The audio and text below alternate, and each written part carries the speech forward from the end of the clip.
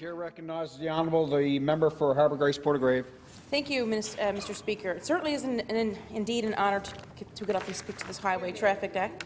It certainly is, and although this certainly is positive legislation, it surprises me that it has not happened prior.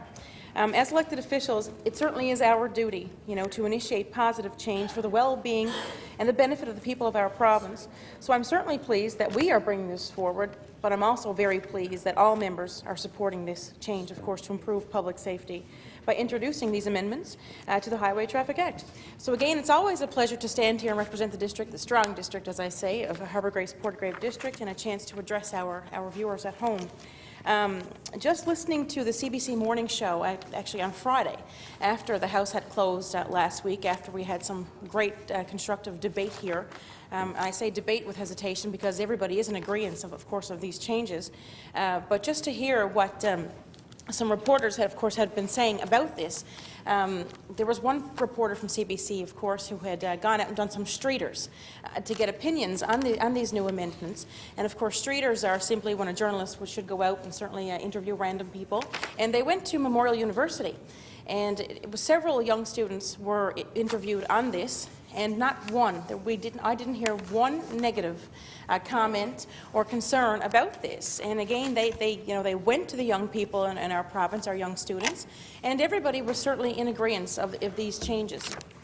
And also there was a lawyer that was interviewed on the show as well, and again, they were hard-pressed to find some negative connotations or negative comments on this. And of course, in journalists, they know how to ask a question, the same question, 10 times to try and get an answer, a different answer, but everybody was in compliance with this, and everybody certainly supported it. And one thing that was noted, of course, by eliminating zero tolerance, or enforcing zero tolerance, rather, it eliminates that judgment call. When people often go to a party, go to a social, go out to a bar, at the Breezeway, wherever they should go. People are, if they're having a drink, they're asking themselves this question: can I have another? Like, will I be over that limit? Of course, but enforcing this legislation will eliminate that, making that judgment call. And of course, and I will say from the record, if we were to go even further and not just implement this for children, or rather young people of 22 and younger, across the board, zero tolerance, I would certainly support that fully. And I will say that on the record here in our House of Assembly. Also, just to highlight as well, not only do we have concerns about impaired driving, of course, something that we certainly, when I got my license back in the late 90s, I won't say the exact date, but when I got my license, I remember being so excited, to get on the road and, that freedom and to have that privilege. But something that we never had to think about at that time was, of course, texting. Smartphones were not of common use at that time, and it's something that they say that if a driver is texting and not paying attention to the road and handling their smartphone or whatnot, it is just the same, or perhaps even worse, or even more dangerous than being impaired. So that's something that we need certainly to raise awareness about. When you're on the road, it's not just your own safety that you're focused on, or your passengers, it's everybody else around you. It's pedestrians, it's other drivers, it's people on motorcycles. And I will talk about motorcycles as well. I do myself, I drive a motorcycle, I enjoy it. It certainly is a privilege, but having said that, it's something that you have to focus on and be extremely, extremely careful and practice extreme caution. I did the program actually offered by Safety Services NL. It was quite an extensive program. Instructor Darren Dunphy at the time, and one thing that they emphasized was huge, was that although you can have a drink and drive a vehicle, a car, an SUV, whatever, an enclosed vehicle, but they certainly do not encourage that on a motorcycle. You wouldn't so much as smell a bottle cap, as they say, by driving a motorcycle. And that takes me to a memory now, an unfortunate memory actually. It was this past last summer. I happened to be driving in the metro area. It was on a Sunday afternoon, and I noticed a person was driving on a motorcycle. And I noticed that the driving was erratic. At one point in time, this driver on the bike went up over a curve, swerved in and out of lanes, and I thought to myself, this driver is definitely impaired, or either that or there's something seriously happening. And so I quickly noticed what was happening. It instilled fear in me instantly. And I slowed down and I gave him some space because I could quickly see what was happening. I mean, you know, this guy's going to go down. And sure enough, not even several blocks up the road, I came up. I didn't see it. I didn't want to see it. It was terrifying for me. It was traumatic to even witness that driving of this gentleman on a motorcycle.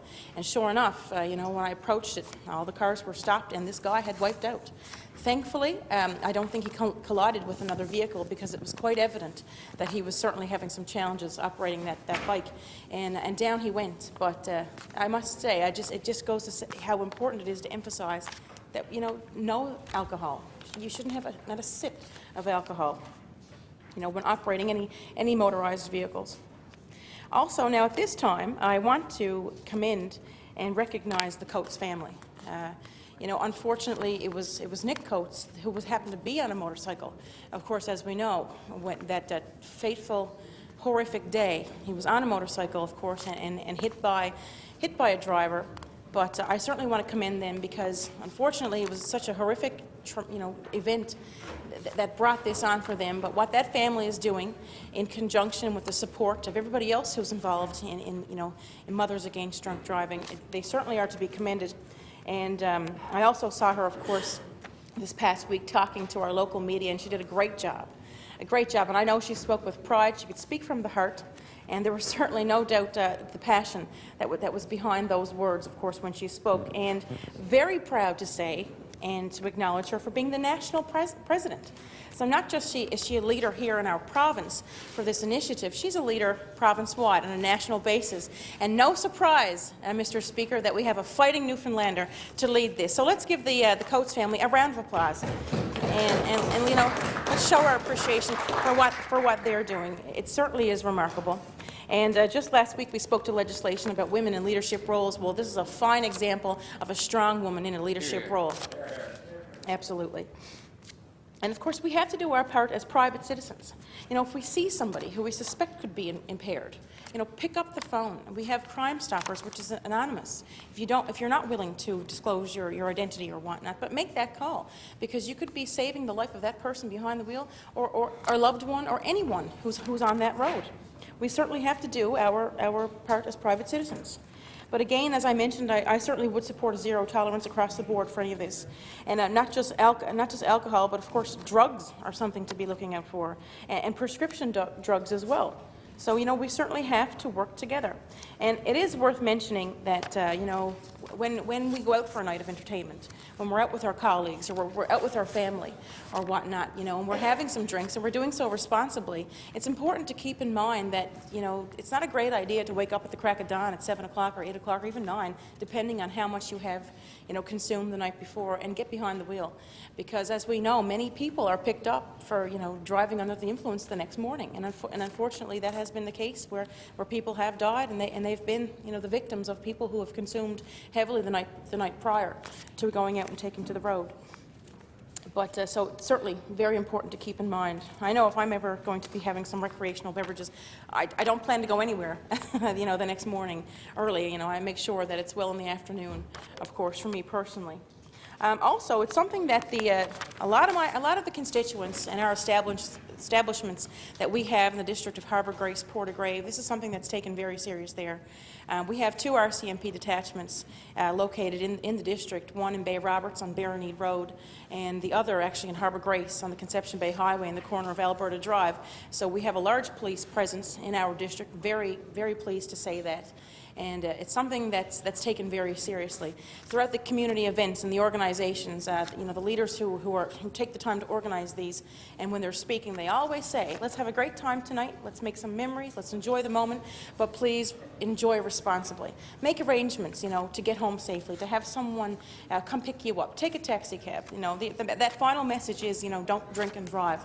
So that's something that we all have to promote awareness and certainly do our part. Some establishments I will name, actually, a lady, Donna Fowler, she's the owner of Kelly's Landing in Bay Roberts. I mean, she's very involved in a lot of community events that we have. I mean, whether it be for the Trinity Conception Placentia Healthcare Foundation, or whether it be, you know, any cause. This woman puts her hand to that cause, and she promotes safety and safe practice in everything she does. You know, has that establishment, and sure enough, I mean, there's no excuse. She has one of those direct lines, one of those telephones that are on a wall in a prominent place in the establishment, Mr. Speaker. Of course, you just pick up that phone, and it's a direct line to a cab. So, there's no excuse for any of us to certainly to operate a motorized vehicle after consuming alcoholic beverages.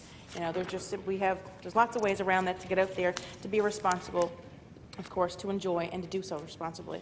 But certainly am supporting the amendments to the Highway Traffic Act for young people under the age of 22, and of course the interlock in the ignition. I mean, that's all brilliant. Again, it should have been done a long time ago, but very proud, very happy to say that this is happening now, and we have the unity of all members here in this honourable House. So I know a lot of people want to speak to this. Again, it's very positive legislation in a time when we're facing many challenges, as we know, arguably the most in the history of our province fiscally, but it's so wonderful when we can bring strong legislation for the people of our province, such as this. And it's not costing us a dime to do that.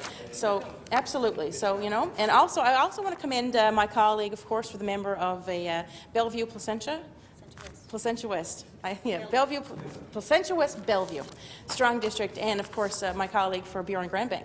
They've taken a leadership role among our own caucus, of course, to incorporate and to have the organisers from MED, come into our caucus room and really, promote that. And so I want to commend them on that for their leadership role in this, because it's something they've been very passionate about. And again, it's our volunteers, such as the Coates. I understand Ms. Coates is back now. We want to commend you for your work. We're very proud of the work you're doing. You're doing us all proud on the national stage, of course, in our local. We saw you in the local news, of course, last week, so good for you. Again, she's back, guys, ladies and gentlemen. Let's give her a round of applause, and let's make the viewers at home aware of the great work she's doing.